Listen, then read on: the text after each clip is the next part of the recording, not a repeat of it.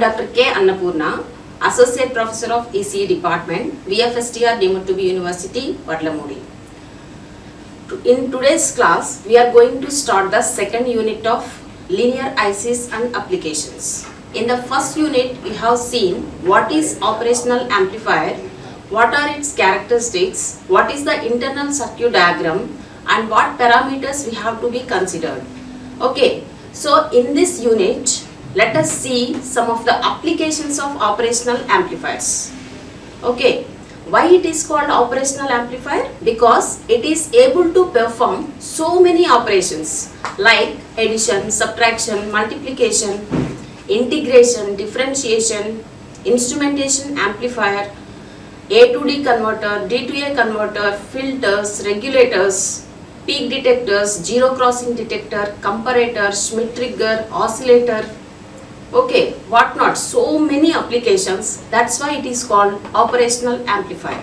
Okay, in this unit we are going to see these applications. The first one is instrumentation amplifier, second one is integrator, next differentiator, next logarithmic amplifier, then comparator, Schmitt trigger,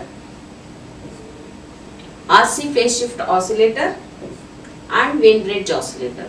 Okay, in this class you are going to see what is instrumentation amplifier.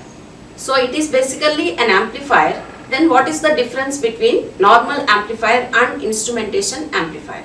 In many applications we used to use sensors to detect the what is the temperature, humidity. Okay, so such kind of things can be measured with the help of sensors. Then transducers will convert that into electrical signal. So transducers main function is converting one form of energy to another form. Then they will be given to pre-amplifier because they are very low level signals, and then given to amplifiers. Now instead of using two amplifier stages there, you can use this instrumentation amplifier. The main advantage of this instrumentation amplifier is it is very much resistant to noise. Okay, and it is sensitive to very weak signals also. It is able to amplify very weak signals also. So it is used for precise amplification of low level output signals of transducers, and where the applications demand low noise, low thermal and time drifts, that is even temperature changes, time changes, it shouldn't change, and high input impedance and accurate closed loop gains. Okay, so when applications demand for these characteristics, then we go for instrumentation amplifier. Basically it is used to amplify precisely very weak signals without noise effects. And the main objective of this class is to make you familiarize with the concept of instrumentation amplifier and its applications. Okay, outcomes. By the end of this lecture, you will able to answer what is an instrumentation amplifier, for what applications this instrumentation amplifier is used, and what are the advantages of instrumentation amplifier compared to normal BJT and FET amplifiers. Okay, coming to the features of instrumentation amplifier, it provides you high gain with high accuracy, and then high CMRR. In the first unit you have seen what is CMRR. CMRR is common mode rejection ratio.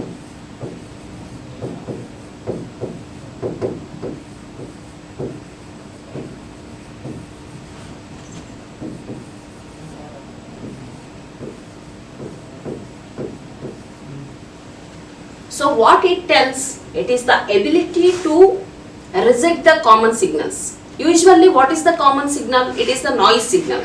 Okay, so high CMRR, it is offering high CMRR means it is able to reject the noise very well. And next, high gain stability with low temperature coefficient. That is, it is not much varying with respect to temperature, and it is providing high gain stability, stable gain it is providing. And next, low DC offset. What is offset voltage? In the first unit you have seen the parameters.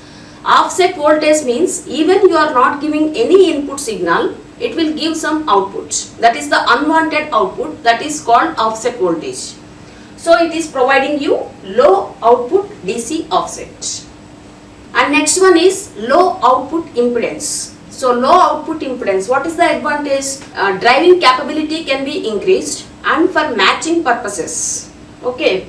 So impedance matching is possible if your device is having high input impedance and low output impedance. Loading effect will not be there. That is, even you connect many loads, its parameters will not be affected, and it gives high input impedance.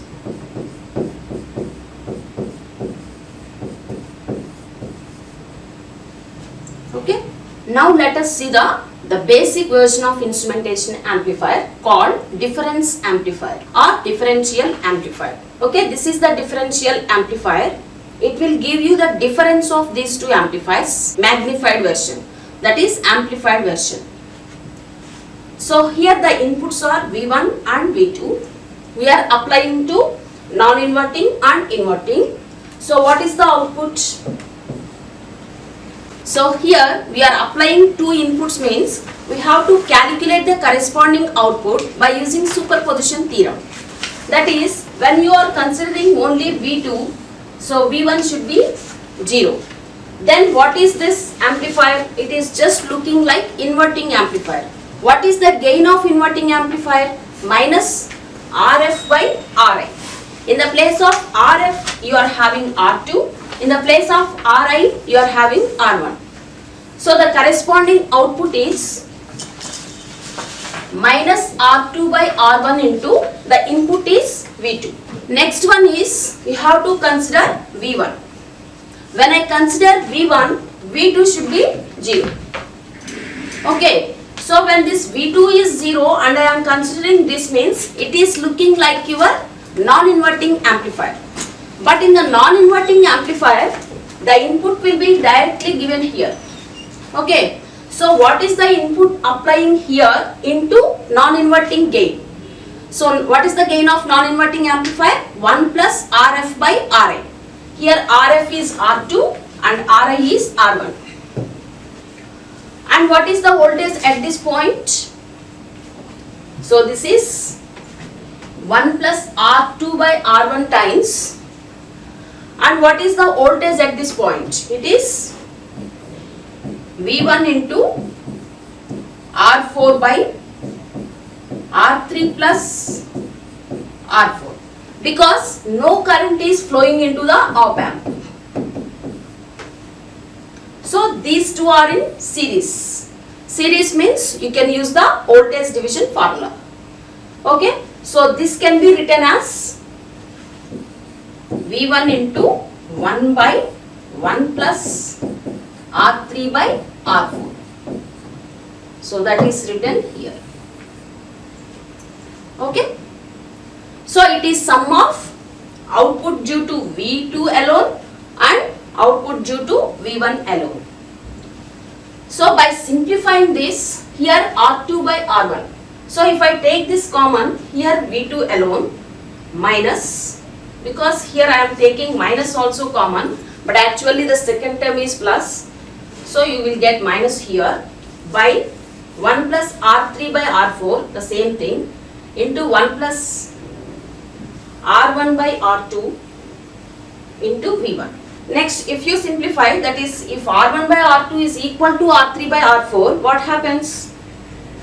This becomes R2 by R1 into V1 minus V2. That is, R2 by R1 is the gain and V1 is non-inverting input and V2 is inverting input. Okay. But here there are some problems with this basic differential amplifier. The problem is, here what is the input resistance? It is just R1. So R1 means it is in the order of kilo ohms. But for any amplifier, it should provide high input impedance, and we are saying instrumentation amplifier should provide high input impedance. Okay. So for that, instead of giving inputs directly like this, we are passing through buffers. Okay, one problem is input impedance is only R1, which is in the order of kilo ohms, which is not sufficient, and second one is gain is R2 by R1. So we can't provide very high gain values. So those two are the problems with basic differential amplifier. So to avoid those two problems, we are coming for instrumentation amplifier, where each input is not directly giving to this difference amplifier. They are passing through buffers. Okay. When this current is 0 or when V1 is equal to V2, what happens? There is no potential difference, means I is 0. Okay, when I is 0, this is just like short circuit because voltage across those resistors are also 0. So 0 volts means they can be represented as short circuits. Then this A1 amplifier and A2 amplifier are just acting like voltage followers. I hope you remember.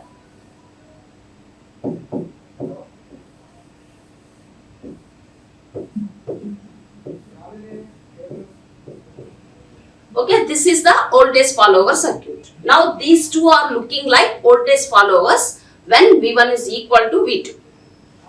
Next, when V1 is not equal to V2, then some current flows. What is that current? Here, according to the taken direction of current, it is V1 minus V2 by R.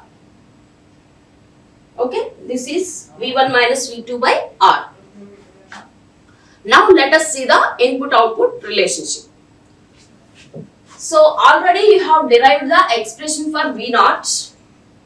So this is the basic difference amplifier. Just now you have seen, right? So what is the expression for it?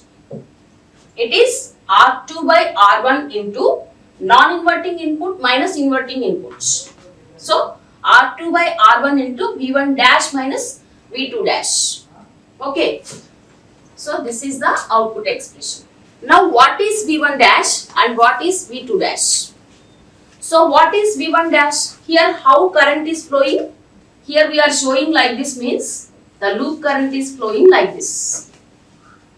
Okay, when current flowing through this resistor is in this direction, means entering is plus, leaving is minus.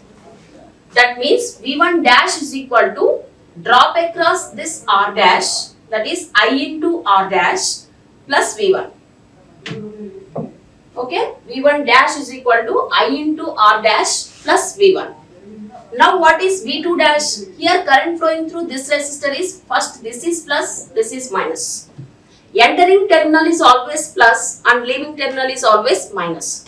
Now what is V2 dash? It is minus of drop across this R dash plus V2. So minus of I into R dash, drop across that R dash is I into R dash plus V2. Now what is I?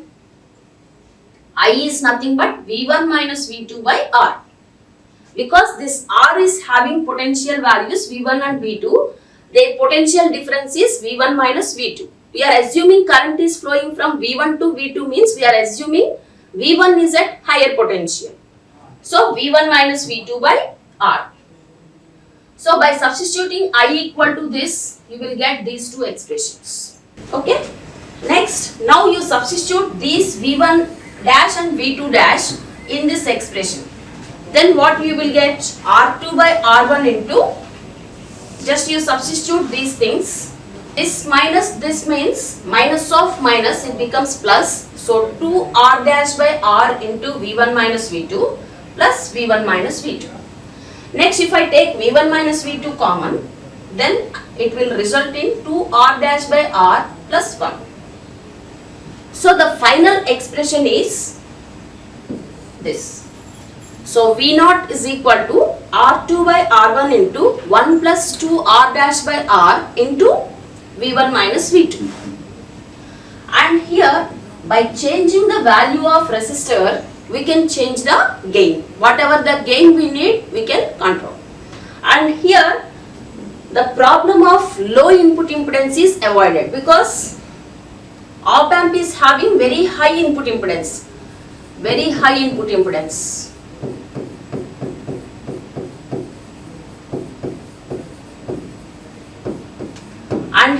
the help of this R, you can design your required gain. Okay. Next, instrumentation amplifier using transducer bridge. Okay. It is like an application of instrumentation amplifier. It is used to measure the temperature. Okay.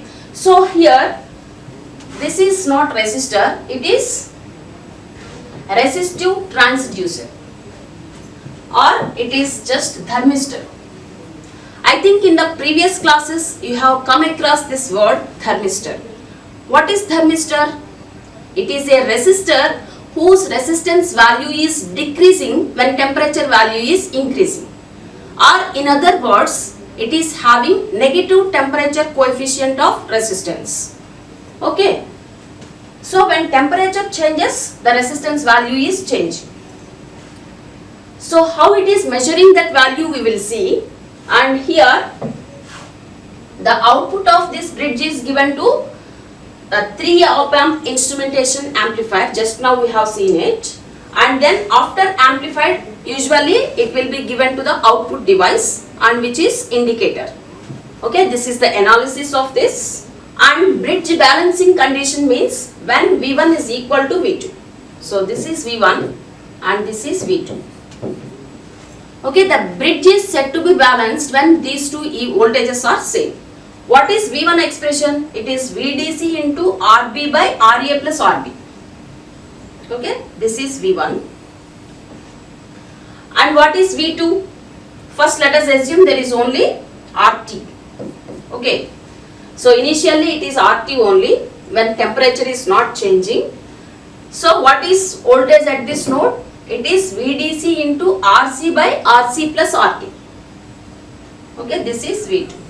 So under bridge balancing condition, these two voltages will be same. Okay, so from this you will get RA by RB is equal to RT by RC. Okay, so from that what is RT? It is RA by RB into this RC will come to the other side, so it becomes product. Okay, now the next case is when temperature changes. These three are normal resistors, so they won't vary with respect to temperature. But this is thermistor, so when temperature changes, suppose it is decreasing means its value is increasing. Let us assume that incremental value is delta R. Okay, so what is the expression? V2 is equal to VDC into RC by RC plus RT plus delta R. Here I am assuming temperature decreases and resistance value is increased by delta R. Okay, and V1 it is not changed, same as the previous one. Now what is V12? V12 means the difference between these two. Here we have taken V2 minus V1. So substitute these values here, it will give you V2 minus V1. Now if you assume all these resistors are initially same and let that value is R, if you substitute that you will get V12 is equal to delta R into VDC by 2 into 2R plus delta R. Okay, now let us see. So here V12 is equal to RA is equal to RB is equal to RC is equal to RT is equal to R, right? So wherever you find these four resistor values, replace with R. So VDC into R by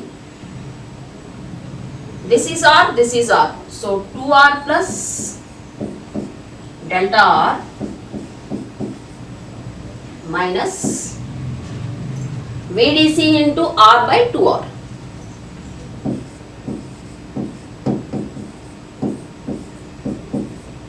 Right? So this is equal to, now if I take LCM, 2R plus delta R into 2R. So what will I get? VDC into 2R square minus VDC into 2R square minus VDC into R into delta R, right? So this thing and this thing gets cancels. So what is the expression? This R and R gets cancels. So it results in VDC into delta R by, there is minus sign also there, okay, by 2 into 2R plus delta R. So this is the expression you got here, right? Now what is V0? It is V12 into R2 by R1 actually. Actually if I take V12 is V1 minus V2, then just R2 by R1. But here we have taken V12 is V2 minus V1, that's why this negative sign came. Okay, already minus sign is there in V12, so that minus and minus gets cancelled.